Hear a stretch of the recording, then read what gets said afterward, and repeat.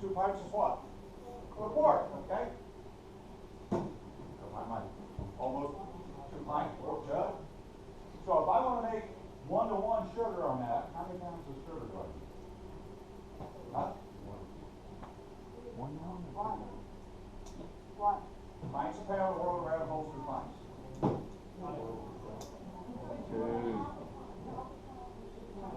2 pounds, 2 pounds, 2 pints, 2 pounds, 1-to-1.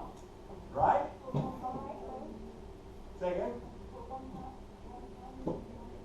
Yes, yes. Pints a pound, the world around. So if I want to make a quart, that's 2 pints, I'd use 2 pints of water, 2 pounds of sugar. Okay?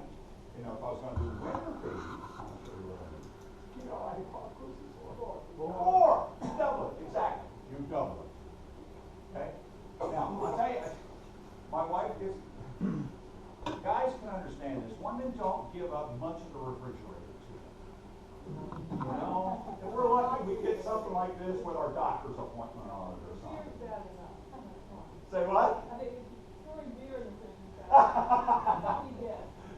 I actually, on the front of mine, I got to give it to Sweetie. She gave me a basically 8.5 by 11 corner. Because that's where my beefy recipe is and that kind of stuff. She says, "Can you take this off?" I'm like, "No, I'll never find it again."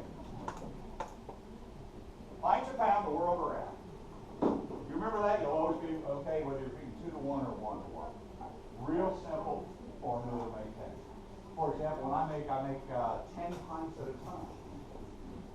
10 pints is 2.5 gallons. Gallon and a half. So anyway, that's what I measure. 10 pounds to 10 pints. When I feed in the winters, 20 pounds to 10 pints.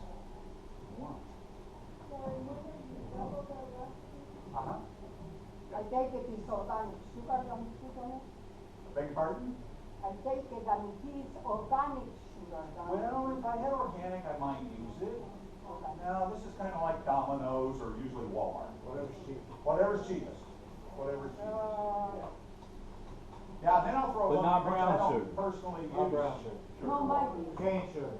Yeah. Cane sugar, not brown sugar. We try to avoid corn syrup if at all Yeah, corn possible. syrup, I was gonna say, I No, will no. never do that in my day. I use a sugar Yeah. pollen substitute mix and make patties. And then I don't have to worry about the liquids or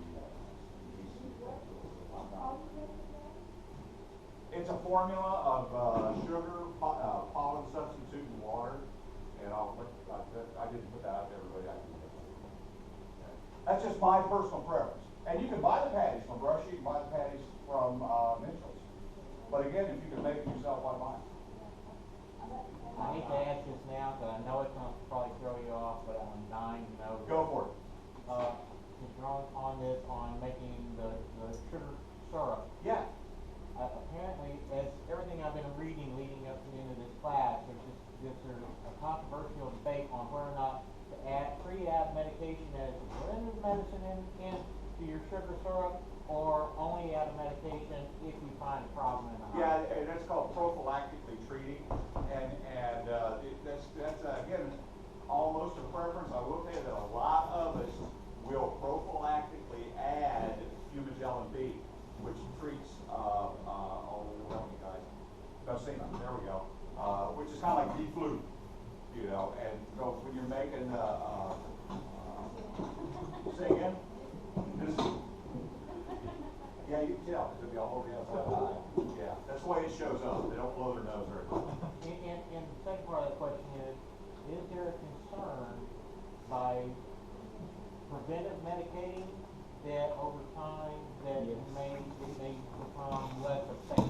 Yes, and especially in some of the chemicals like terramycin and the stronger stuff, we're working very diligently to try and avoid that as much as possible because of the buildup of tolerance.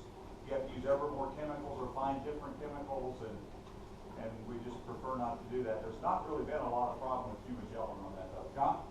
State bee inspectors say don't do it. Don't do what? Don't do it Prophylactically. Yeah. Wait till you see symptoms then.